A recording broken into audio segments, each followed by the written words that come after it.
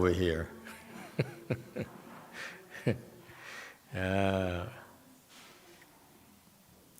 All right, let's see. I was playing around. I noticed there is an Infinite Life Sutra being lectured at Berkeley Buddhist Monastery.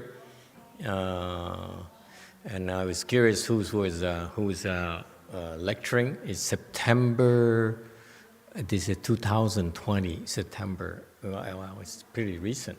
So anyway, I was curious, but I'm pretty picky. I don't have a lot of time. Doesn't look like it, but I don't have a lot of time, so I'm very picky as to who I listen to. So it is a real treat for me personally to be able to listen to what Master Heng Lai here has to say about Chan, because I love Chan just like he does. So he being one of the senior disciples of Master YongHua, my late teacher, so it's kind of cool.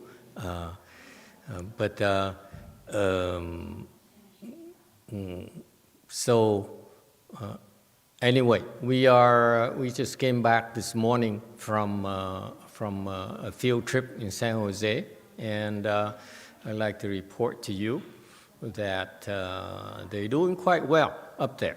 I'm very happy. They don't seem to miss the master, the previous abbot at all. None of them asked me how is he doing. So it's kind of a clue, you know. And they seem to be very happy, you know, together, like a big family cultivating together. Furthermore, they're doing very well as well. All the monks and nuns are doing very well. Unlike the text you showed me, actually they're doing quite well. There's nothing to worry about. The old monk, the old abbot is overexerting himself a little bit. So he should learn to manage his strength and his stamina, but it builds up. Okay? Those people working very hard. They go to work, and then they during the day, and then whatever they do, I don't know. And then at 8 o'clock they would show up and do more recitation, the Universal Door chapter. So it's kind of cool, and it shows. Anyway, any questions? Any comments?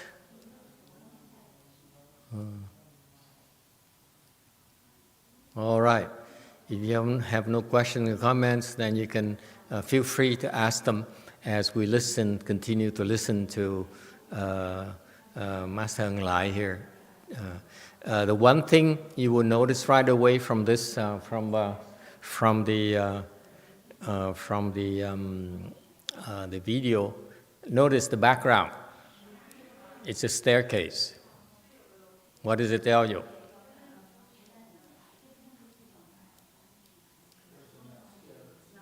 There's enough stairs. Yes, absolutely. What's another clue?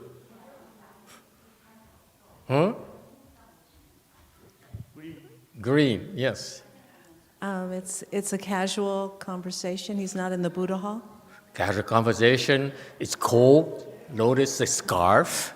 It's cold. This is in Seattle, in Snow Mountain Monastery. I was there 25 years ago. And it's very cold in the winter time. So they organize these qis in the winter. So it's very good. I'm very impressed to see an American guy daring to organize a qi.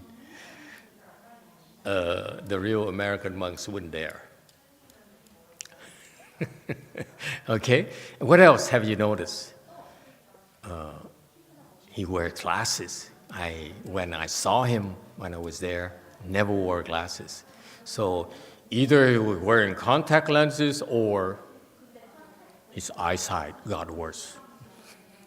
What else can you notice?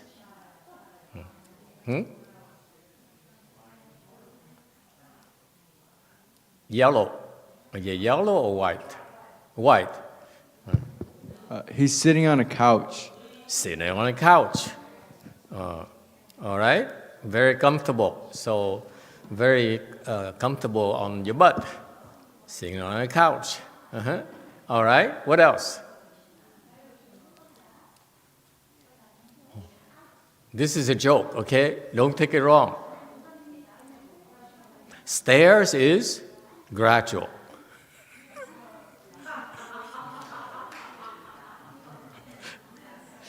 I'm just kidding. You guys are too serious. You don't organize cheese, you don't live in monasteries, that's why you don't pay attention. But the first thing that comes to mind is that this is a small room. It's a house. Right? It's a house. So how big can this room be? Meaning how many people can be attending this? Right? So it's pretty small, small chanchi. So that's why he's rather relaxed. Now, has anyone done research and found out they still have more cheese after 2018 or not? Huh? Anyone? I can't hear you. Because there's a Korean here, there's Vietnamese there, and there's laughing in the background, and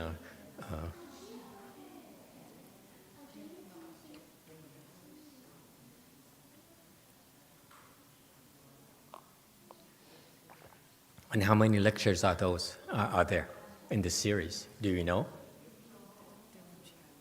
2? Okay. There's quite a few. It lasted until 2019, nothing 2020 yet. 2019? So yeah. Actually, so it's quite a long time then. Then not too many will survive. Okay. Anyway, I was making a comment and I forgot. I got very easily distracted, so you can tell. I just scared heads. This thing here is a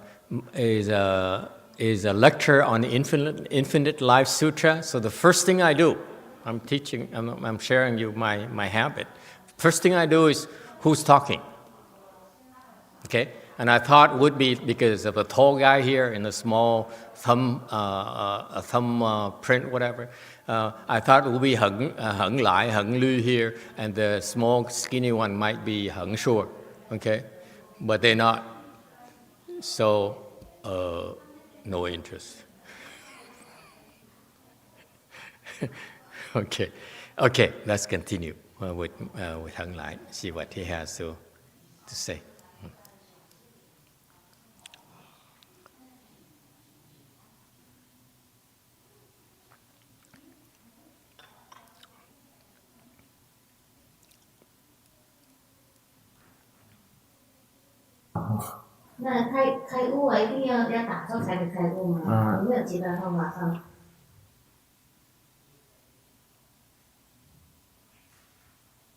Buffering.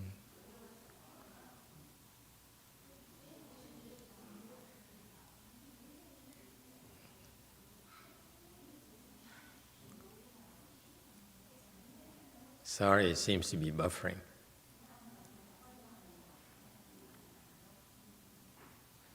Could be because I switch back and forth too often or something.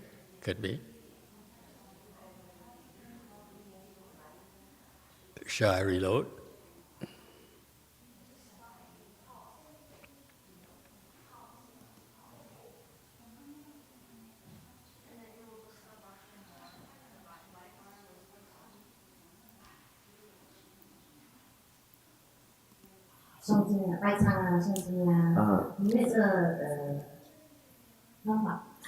Yeah, so to get enlightened, is it required that you're meditating, or are there other methods like bowing or reciting sutras? So this is not Taiwanese The accent. masters always said that there's many ways to get enlightened. Oh, yeah, meditating Not is too hard. Taiwanese, the translator. Meditating is too hard. Not Chinese. It's also Probably too easy. Malaysian.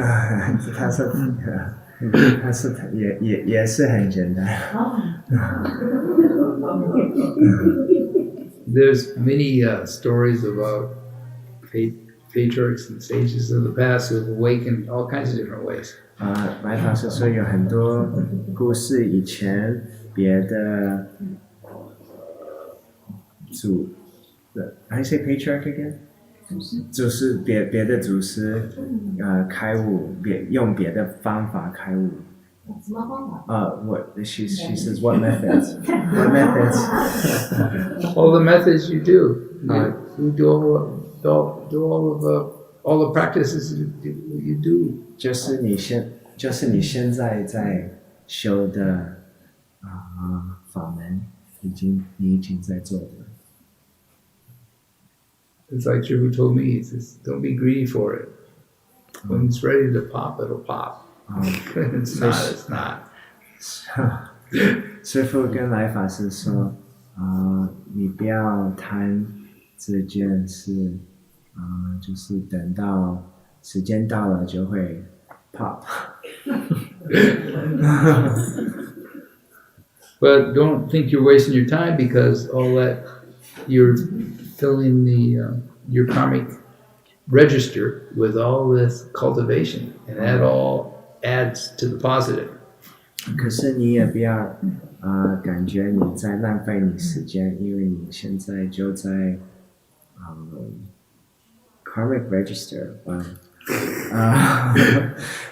就在消业障，还是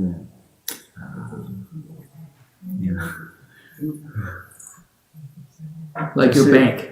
Yeah， 就是你的 Like a 银行，你的业障的银行，你在消业，你在，可是也是说你的功德的银行就是这样子。A karmic bank account. You're filling your bank account. 你在放，就是业障，像业障的钱在你的银行里面。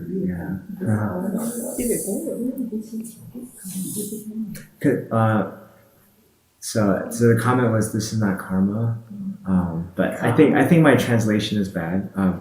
What are you talking about? 好像我们英文说 Huh? karma 也可以是好的跟坏的都是一样的。 I mean positive karma or negative? When you cultivate and are sincere, it's all positive. Yeah， 所以你修行的时候就是中文是功德，对不对？ But what is he 是说好 talking 的业 about? 障。 What is Seng Lai talking about?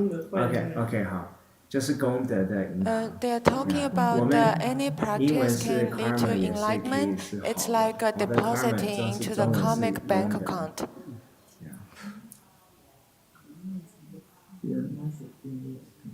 It all adds up. Look at even the Venerable Shulao, who cultivated his whole life. Can you raise or and increase the suffered volume, please? I enormously. He can't. did I Sambo can't. Bai all the way across China, 6,000 miles. It's incredible.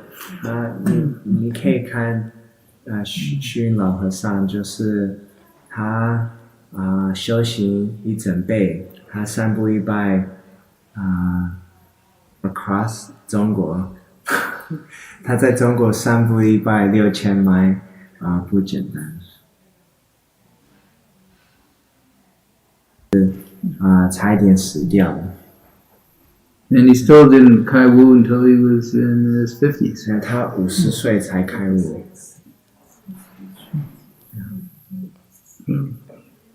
You know, you don't want to be, because that was my thing. I was always, shoot, I want to wake up now. This is stupid. 所以艾法师说，就是这是我的，我也有这个想法，就是说，哦，师父，我现在就想开悟，可是师父就说你很笨。 So when we were coming back from our delegation, 说他很笨，是不是 Sorry. but coming back from, I went overseas with Shifu back in the early 80s, like 81 or something. And coming back, I was sitting next to Shifu Sun.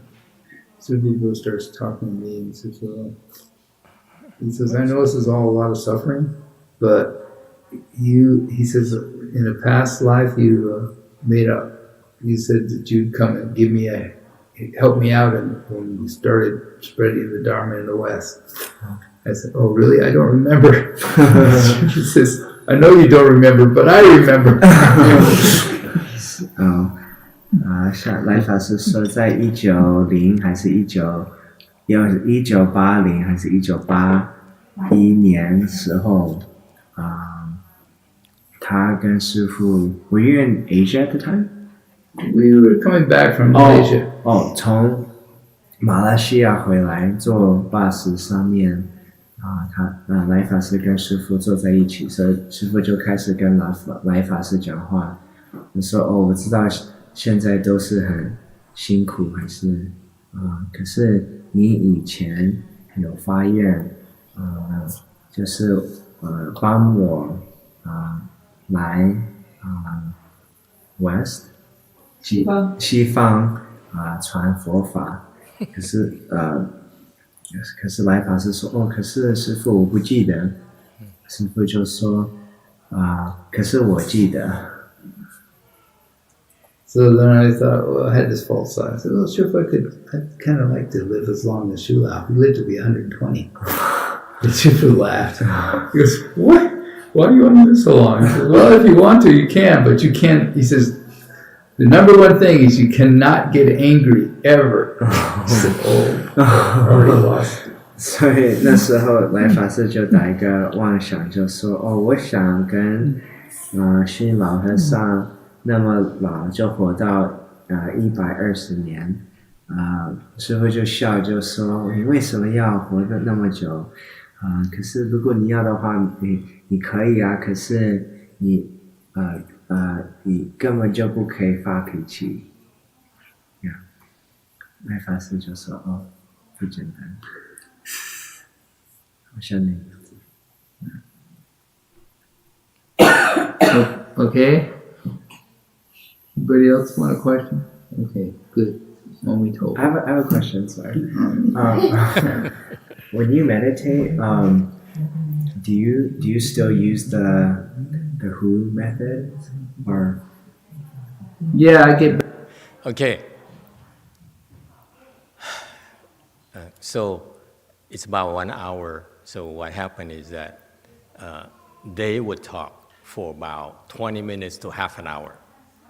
When during the Dharma talks, this is over there. That's how they're not as crazy as we are. I speak for an hour. They typically speak for, when I was there, we only have to speak for 20 minutes. That's it, and that includes translation and everything else. Okay, so the one thing that you notice that he said, any more questions? If not, he was about to cut it off. Okay, this is what's important about the Chanchi. The Chanchi, or like something like this Dharma talk here, is for you to ask questions. If you don't have any questions, he would cut it off. Okay, this is the secret about Chanchi. Is about teaching meditation. You meditate. You recite the Buddha's name, but meditation is a little bit more intensive. That's why you need to have this Dharma talk, this question and answer session, for someone to answer questions for you. This is the real purpose. One of the primary reasons why we have a Dharma talk after meditation. This is a crucial part of Chan training. It's not like you go, this is Mahayana Chan training. It's not like you go to a typical place and you meditate and you stand up and you go home and go eat and go have some ice cream or something, or go to the beach, or a day like today, you go somewhere else. The purpose again, is for meditation, for reciting Buddha's name, is you do it right, you're going to have questions at some point in time. And his job is to answer those questions for you. Because if you have questions and you sit there and try to find an answer yourself, okay, you say, let's see, oh, I don't know why I'm not enlightened yet. Anyone ever wondered why I'm not enlightened yet after all these years? Yeah, okay? You and say, let's see, what did I do wrong? When you do that, you're going to go wrong. You're going to go astray. And this is when, after you meditate, or especially during a Chanchi, you meditate a lot during the day, that's when he's there to answer questions for you. Is it clear? This is the unspoken Dharma that the Chinese have, that because they don't explain it to us. People come, they go to these events, they go to China, go to these events in China, and then they come back to their monastery, to their countries, and imitate. They organize a similar kind of thing, but they don't understand that the key of this training is the environment, the place where you can come and practice. There's a methodology of practice. Okay? And very importantly, a person like him to sit there and answer your questions for you. This is very, very Chinese. You do not, at least back then, you do not, in the authentic Chinese Chan, you do not try to figure everything by yourself. You always have someone who's better than you who will verify that you understand. And that's through the Q&A. Is it clear? That's very, very Chinese, and they don't explain to people at all. This is why, and they don't explain to themselves, to their own Chinese people, so now they don't do it anymore.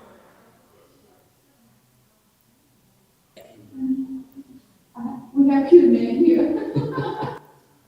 Who is that?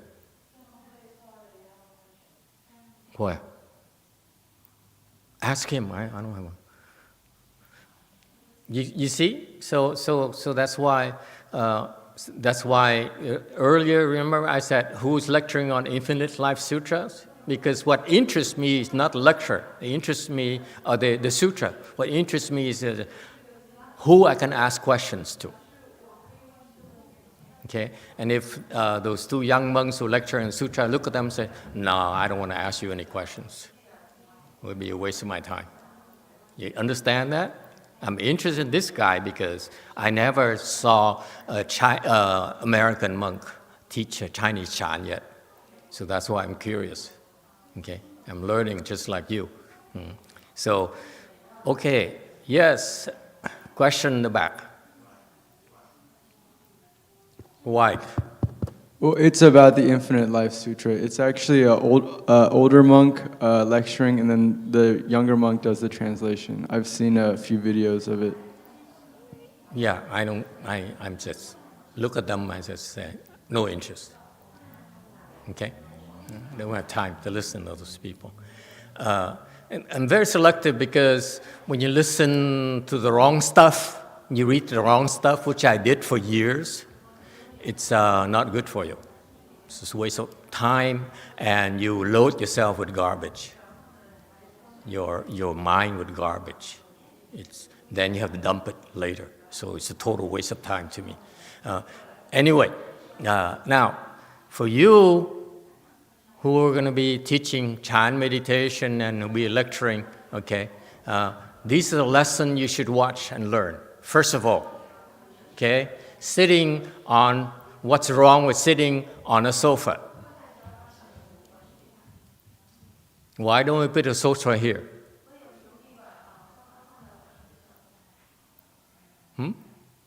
What's wrong? Have you noticed what's wrong when you sit on a sofa and lecture and talk?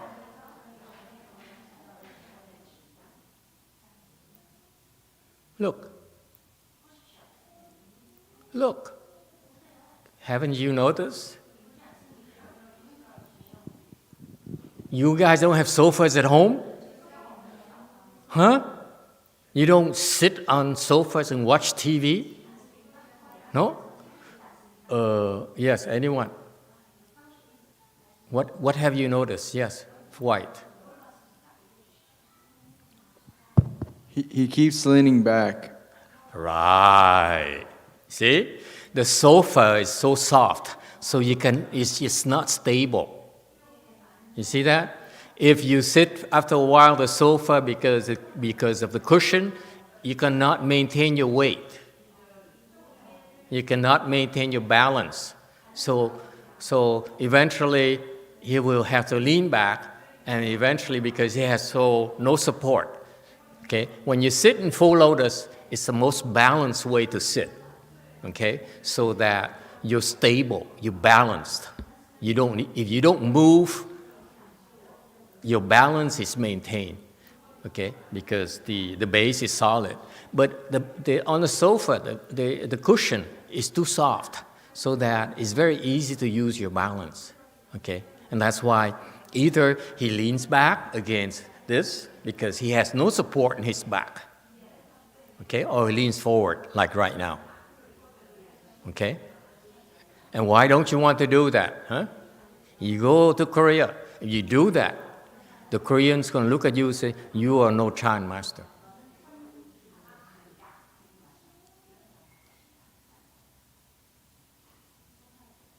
Okay? A Chinese Chan master would never do this. They would never slouch like this when they talk. Never, ever. Okay? And they would never, don't you ever dare sit on a sutra, on a sofa when you speak Dharma, when you lecture on sutras. That's a big no-no. Because you cannot concentrate, you see? You keep on shifting, you keep leaning back and forth, shift back and forth. When you lecture, you say something important, you cannot afford to be scattered.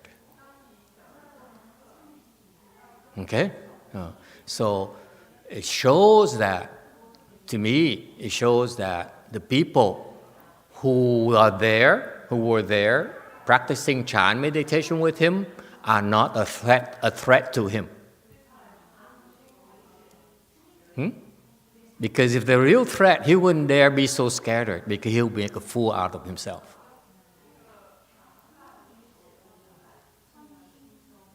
Okay? When you go to Korea, you better not do that because they judge you. You have to sit like a bell. You don't lean forward. Oh, I'm not comfortable, I'm sleepy, I'm so bored. Okay? You sit straight and you don't move. Okay? But these the participants are not that high level. That's why he said, I don't care. Whatever I say, you don't understand anyway. Okay? You learn a lot. Open your eyes, open your ears. You learn a lot from watching these superior. I will tell you, he's a superior Chan master. But he disguises himself because there is no threat. Okay. Back to that. And then, can you maybe say a few words of like what? Well, a lot of people just recite it. Do you just say that's totally useless? Do you ask yourselves that series of questions, or do you? You just look into who is this having this problem? Who is this that's got this pain in his legs? You know, how did I get in this position? Where did I come from? That kind of thing. You investigate Chan. Chan isn't to be recited, and it's not to be just done route, just like routine. It's you have to be actively investigating who you are. It's an impossible question to answer. You have to investigate the impossible question. I guess I'm trying to struggle with how to even do that investigation for the who. Is it like a dialogue? Talking like, am I this? Am I that? Or is it try to turn? Traditionally, it's who is mindful of the Buddha, right? That is the classic koan, the classic meditation topic. It doesn't have to be that, but that's the classic one. That it's always used as an example. But how many of us are mindful of the Buddha? I mean, so we use the who as an active meditation topic. You actively look into it, seriously look into it. And only when you really seriously want to deal with this issue of who you are. Me. Who is this? Me, I. Who? When you seriously deal with it, then you're going to have some results. Most people don't. It's really tough to actually deal with that. But when you really do, you get results. Is that similar to the dialogue in the Strangma Sutra of when the Buddha takes Ananda to understand his true self? Well, that's a little different, at least for me.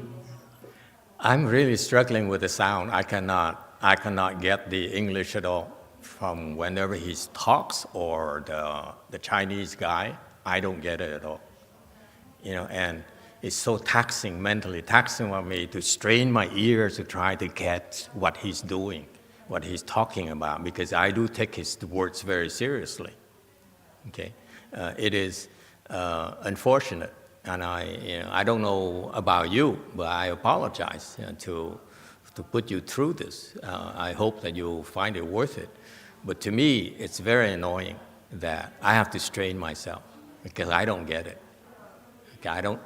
If he says one sentence, like I talked to Korea as well in our weekly conference with the Korean temples. The sound is so bad as well that if I lose 2 or 3 words, I miss the meaning of that's being conveyed, and it's very annoying to me. Okay, and this guy here drops things out like that. They are not his disciples. Let me put it this way: his followers are not taking this very seriously.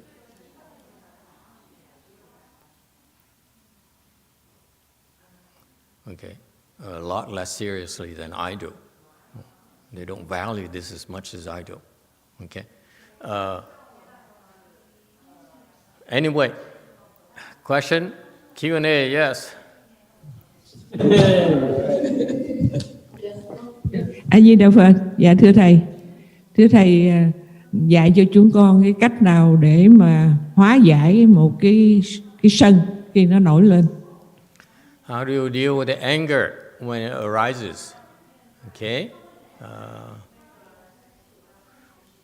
like Master YongHua says, by all means, don't get angry.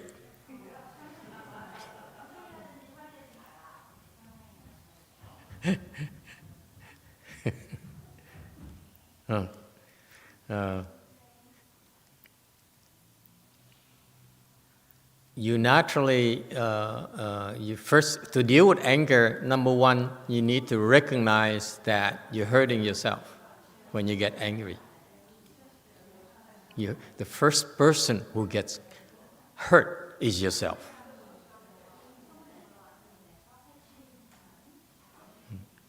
And then you're hurting the person that you are angry at. So you are not solving anything when you're angry. So when you realize how damaging it is to get angry, you're harming yourself and you're harming the person you're mad at. So how does it help? You want to release, then keep meditating instead of concentrating your anger towards that person, go somewhere else, cross your legs, meditate until you calm down. Okay? As you do that, okay, if you do that, make it a habit to do that, then eventually you will be able to resolve your anger towards that person. If you really want to get rid of the anger towards that person, you can do that.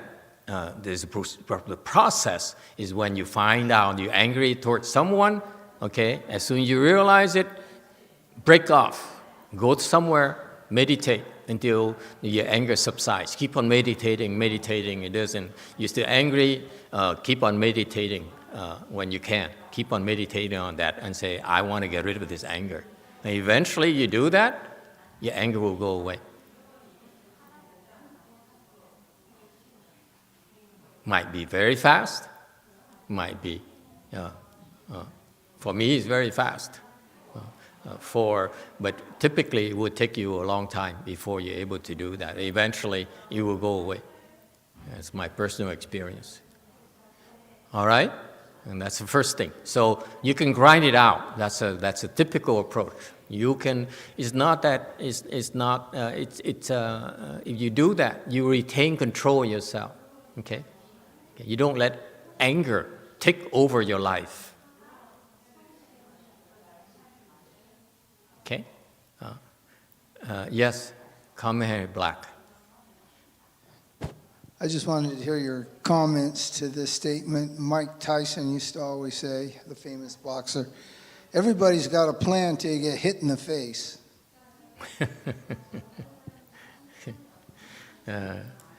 Yeah, that's why when we realize we're angry, we want to back off. We want to walk away. Okay, and that's first. We should pre-program ourselves to do that. Don't follow through with your anger. Okay, with stupid actions. Instead, meditate. Okay, and eventually you'll be able to get rid of it, and your anger will die away by itself through your meditation, or you're lucky. You might go to an event like him right now, talking like this. It sounds very casual, but as you listen, somehow something click in your mind, okay, and it happens a lot more often than you think, and all of a sudden the anger dissipates, anger goes away. So you go. The second thing is go listen to the Dharma.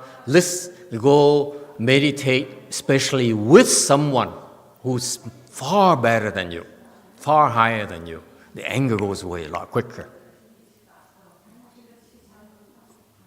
Okay? And number 3, you listen to him like this, talking like this. As you listen, it might even go away. There's magic behind it. I'm going to explain to you why. Okay? All right? Yes. Question here, a comment here. Orange. Hello, 师父你好，我想请问我们有没有这个走火入魔的什么？我那个礼拜四啊，我帮女儿吵架，我很困怒，我驾车出来，我在开车很快很快，我开到半路，我停下来，好像风一样，我在车上弄来弄去，好像我像死掉一样。弄完后来，我想起来，我就找个地方静下来，我就去market，我买了个凤梨，我在庙里，在这个庙里来拜神，然后拜神，在这里有练经，我就练经，我又来练经，我又来哭，哭得很厉害，刚刚好我在后面，没有人看到我哭，我哭得很厉害，很厉害，我又在哭，又在练经。我练到后来，我哭完了，我没什么，我再练经，练经好了，练完经了，12点半，我就站起来，叫到3点我回去了，然后我什么都没有了，这个是什么？是不是我刚刚是幽默了？是不是师父？Thank you. Master, I had a fight with my daughter and it was really bad. Which one? The one who comes here? Nick. 不是，不是。不是 huh? The one who comes here is nice. 他很好。So I got very, very angry. So I took the car and I drove off. I drove really, really fast. And somewhere on the road, I just stopped. And in the car, I was moving around. And I decided to calm down. So I went to the market and I bought a pineapple. I went to a temple, offered the pineapple. I bowed to the god. And I followed the chanting at the temple, and I cried as I was chanting the sutra, but luckily nobody see because I was standing at the very back, and I cried and I chant, I cry and chant, and then it all goes away. Mm-hmm. Very good. That's what I mean. What I meant by saying you go to the temple and you participate in these things, meditation, chanting, mantras, okay? It has magical effects on your anger. So that's a natural process, okay? So primarily, you should recognize that being angry is not good for you or not good for anyone. Once you realize that, you will find a way naturally to get rid of it and resolve it. Okay? Very good. Very nice. But next time, don't drive so fast. The question they asked this American monk here is, do you investigate the who? Okay? Do you investigate the who, right? I think that's why I heard they ask him. Meaning, do you do the hua tou? Okay? See, this is very Chinese, or very Korean, if you will. They all are so impressed by the hua tou. And hey, speaking of your daughter, hey, your daughter, your favorite daughter is here. The nice one. She pretends not to know each other. They pretend not to know each other. So they ask him, do you do the hua tou? And he says, yes, I do. Something like that. I caught that. Am I wrong? And then he says, this is typical of them people over there. And he says, and they confuse hua tou with kung an, the cone. Are they the same? They're not. They're not the same. Does anyone know? Why do the Chinese call kung an or the Japanese call cone, and why do they call it hua tou? Why can't they use the same thing? Say? Because they're different things, they're not the same. The kung an is different from the hua tou. You understand? And this is why I know this American monk here doesn't understand Chinese. His Chinese is not that good, at least not as good as mine. Mine's better.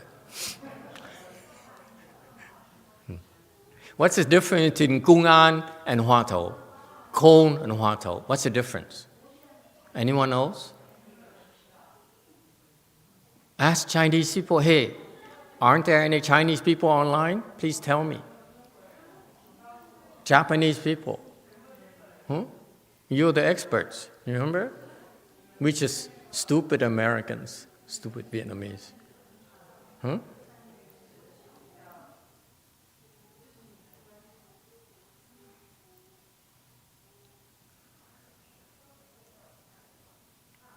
Yes. So Gong An is a story. Usually is a story between the Chan masters, and Chan master's story, and the hua tou is a question. Very Usually, good. Who? Okay. So this person is Chinese. 这个 Kung an or cone is the story. He say, this is what happens when, let's say, two Chan masters get together and they talk to each other, and in the course of this conversation, okay, this question arose. And that question becomes the Hoa Tou. Okay, so the Gung An is like a background, the story, why this question was asked. Is that clear? I was confused too, because when I was at their inside the system, no one really explained it at all. And even so, it takes a Chinese person who reads the Chinese Gung An, and then they look at the Hoa Tou and say, "Oh, Gung An is a Gung An, Hoa Tou is a Hoa Tou." Unless you're Chinese, you don't know. Okay, so that's why. So it's different. So Heng Lai confuses Gung An and Hoa Tou. They're totally two different animals. Okay, and I'm not sure that he does Hoa Tou, okay, but yes. Master, just to clarify, because I heard this video yesterday several times to understand what's going on. Yes. Oh my God, you poor thing. Did you struggle with the sound too? I had to bring Tiana to help me to understand. Yeah. So the original question was, do you investigate Chan? And yes. How do you investigate Chan? That was the original question. Right. But he said, yes, I do. Yes, I do. That's what I caught. His answer, yes, I do. At least that's much English I caught. Okay. So that means I do Hoa Tou, Gung An, whatever. Okay. But I feel because he later explains what the Hoa Tou is and so forth, and he confused Gung An and Hoa Tou, but especially when he talked about contemplating and all those things, it's still fuzzy, like the way his teacher explains it. Okay? And if they do it that way, I doubt that he's going to make it.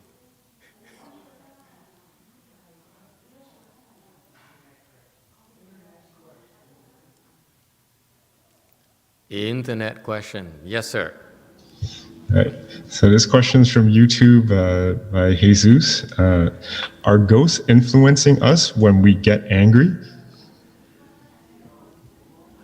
Yes.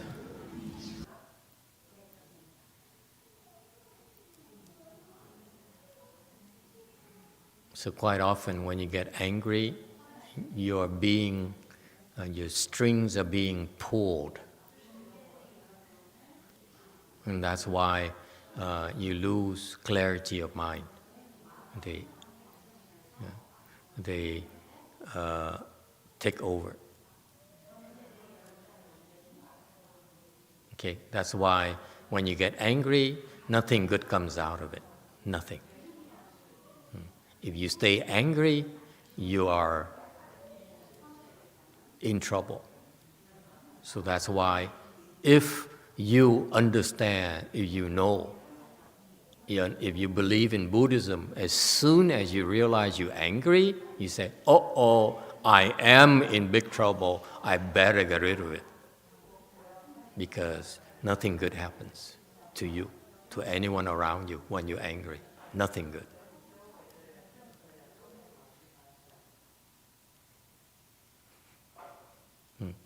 But then, very often, like when you are bipolar, anyone who's bipolar, raise your hand, please. I'm the only one here who's bipolar. Okay, lifelong bipolar, by the way. I'm a professional.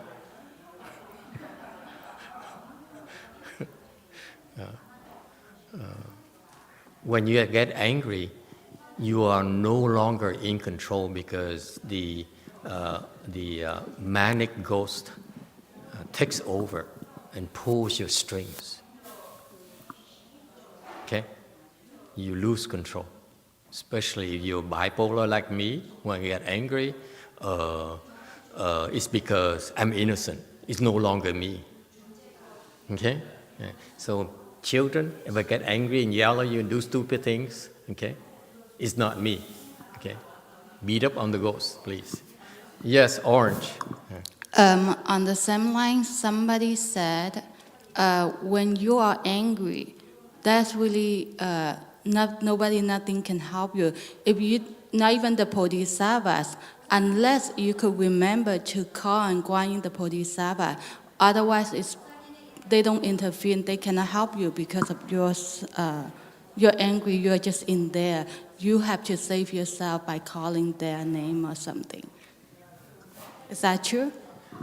Who said that? Somebody. Who is that somebody? You missed the comment I made earlier.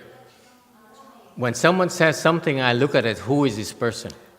So you have to cite your sources. You say somebody, I ignore it. Okay, you have to say, Master Xinhua says so, he says so, someone says so. Master Lu said that. Master who? Lu. Who's Lu? This guy from the New Dharma. Ignore that. Oh, okay.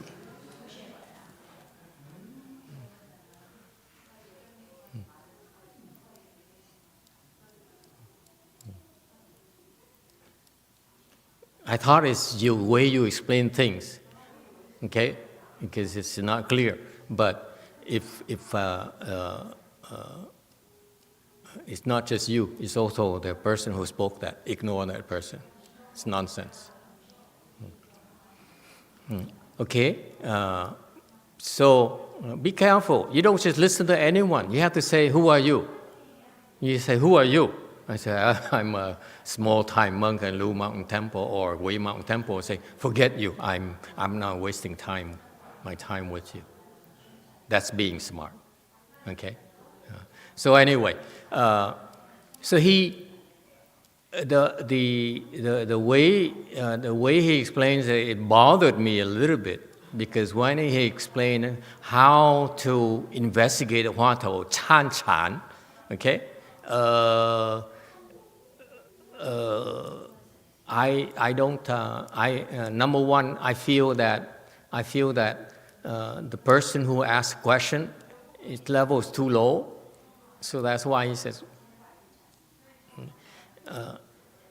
So he possibly because the people there level is too low, that's why he's so goofy.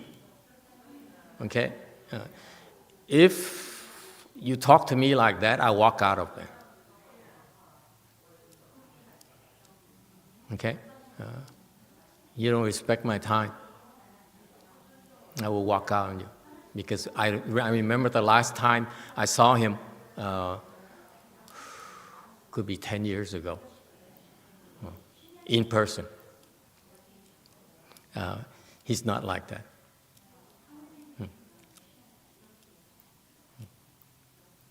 So that's why we talked a little bit, not with words, but it was interesting. But if this is lack of concentration, when you explain the Dharma to me like this, I would not be impressed. Is it clear? When people ask a Dharma question, you better be at your best. You cannot be goofy. Because especially when it's recorded on a video like this, because there will be other people who will be watching and say, you are too scattered. Your answer is no good. Okay? Because your answer, I'm not saying he's low level. I'm just saying that your answer is only for a low-level person. I'm not interested in hearing that garbage. Do you hear me? Okay? It's a waste of my time to listen to your answer to a kindergarten. person.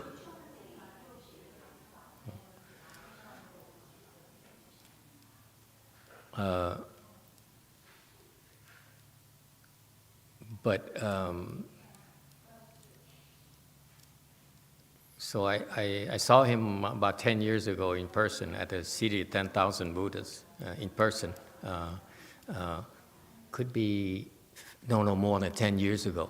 It's more like 15 years ago, and in the parking lot. So he's waiting for me. So I got out my van. I was meditating in a van because those people there bored me. So I was meditating, and he was there in the parking lot. So he stopped and waited for me to come out, and then we have have a very brief thing, and that's it. He's different from here. That's why I'm not happy. Okay, probably because of his students are too low level. Anyway, any other questions? I don't like his explanation of the Huatou. Anyway, or Gungan, whatever he calls it. I don't like my master's explanation, let alone his. That's between an incredibly intelligent person, Ananda, who would probably be a top-rated lawyer today if he were alive and he was a regular layman. He'd be like one of these really top billing lawyers that make millions every year. He was incredibly intelligent. And he was basically doing a gymnastic class with the Buddha because of he was so smart. So he was trying to, for 1,000 different angles, he's using this false thinking basically and the Buddha was like Haidam. He was dancing around him and getting him to return the light, to see getting at these questions he's doing. He was a kind of like that, but it was a different vehicle than Chan, pure Chan. But it was the same fundamental principle. It was the same goal was in there. The Buddha was getting him to look at his true self, which he ultimately did. And he did it through his intellect, because this guy was not a dummy. He was very, very smart. So the Buddha had to use a lot of skill to get him to turn around. That's why the Dharma was so fascinating, especially to intellectuals, because it's a real dialogue. It's like a real debate. It's like you really, you see something with a lot of substance. You say, whoa, bing bong, it's like a ping pong match. You get these incredible intellects going back and forth. And the Buddha's motivation is pure, absolutely pure. Ananda's is not. He's protecting his ego. So the Buddha is pure like a mirror, and he's deflecting all these questions and turning them around on him to try to get him, not to beat him, to show him who he is. You're a Buddha too. Take a look. So that was what that whole thing was about. But it's incredible to try to fathom, And it's a good exercise. It's a good sutra for that, because you see this. Most of our disciples, the Westerners anyway, who come to the study of Buddhism, do it through the schools.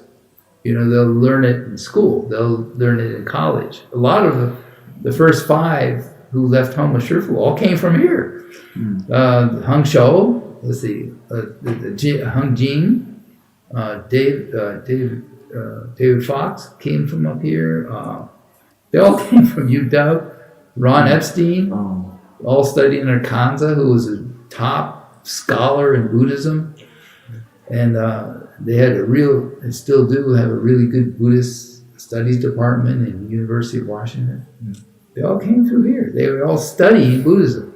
They're literally studying the philosophy of Buddhism. They were, the intellectual philosophy of it. And then they heard about this monk who was down in San Francisco, to the Grapevine.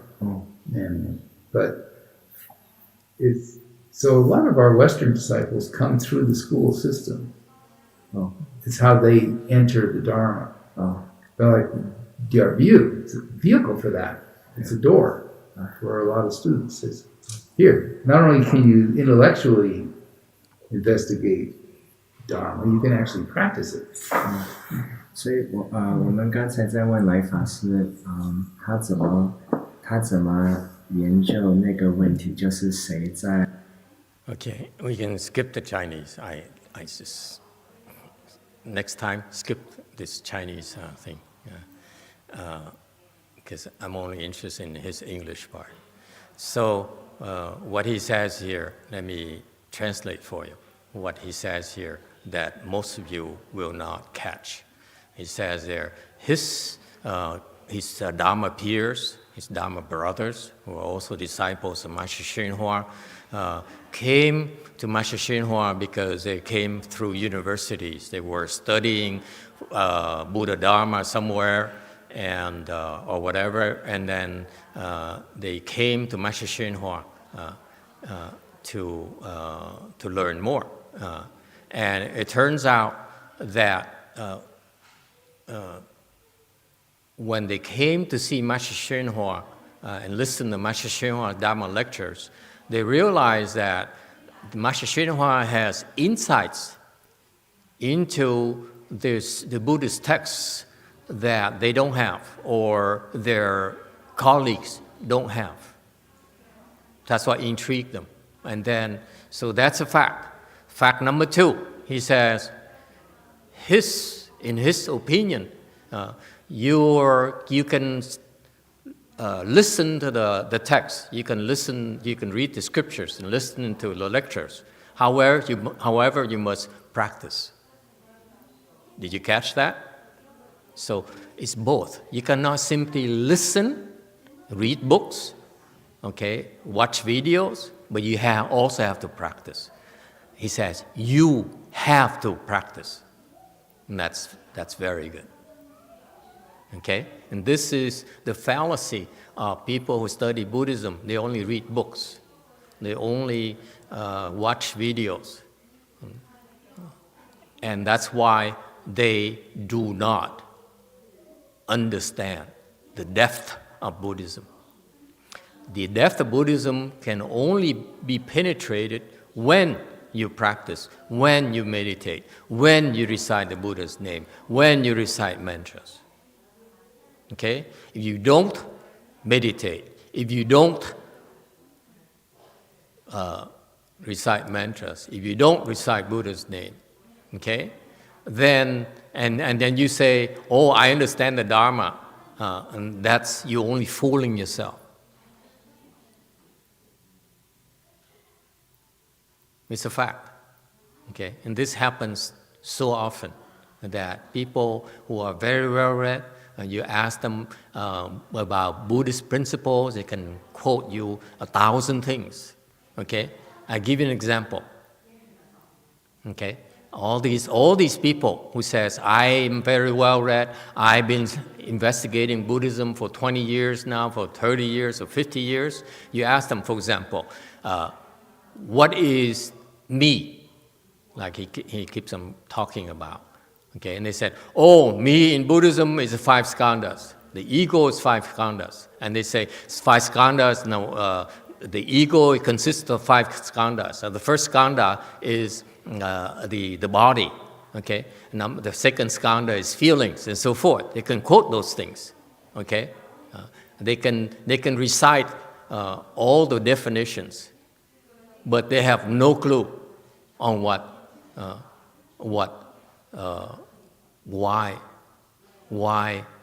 the ego has those 5 components. Because it's only after you meditate, after you recite the Buddha's name, that you're able to see why those 5 components. Because when you meditate, when you recite the Buddha's name, your ego manifests through those 5 components. Is that clear? When you read it, the ego does not manifest itself. It's only when you practice that the ego will manifest through these 5 components. And then you realize that for me to get rid of my ego, I need to get rid of these 5 components. And there's a way to do that. That's not written in any scriptures. It's a secret that these people have. They need to be guided through. The Chinese are very proud. They say, I inherited all these sacred texts in Chinese. You want to know about Chan? All the Chan texts are translated from Chinese. Okay? From Master YongHua, from Master Xu Yun, from Bodhidharma, from Six Patriarchs, all those people. Okay? They have the text of the most profound level. Yes, they do. But they don't understand those texts because they don't practice anymore. If you practice like this American monk, chances are that you will understand that a lot more than the Chinese.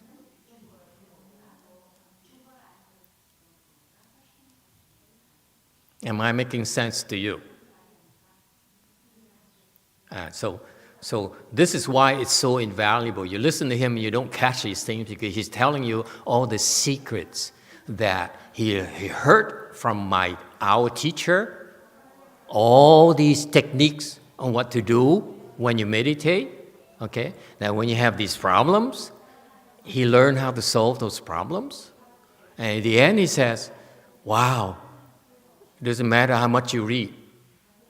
It doesn't matter how much you believe you understand. If you don't practice, you cannot penetrate the depth. You really have no understanding, no real understanding at all. It's all your imagination. That's why it's so dangerous to read and not practice. Case in point, we train you to sit in full lotus. That's practice right there, okay? Because it's not about full lotus. It's about what excuses you have for not doing it. Okay? Yeah. And if you're willing to go through the difficulties of developing the skills, okay, that's when you develop depth of understanding. It's no longer imagination, but experience from doing, from struggling. Is that clear? Okay, thank you everyone. Let's stop here today. Let's go have lunch.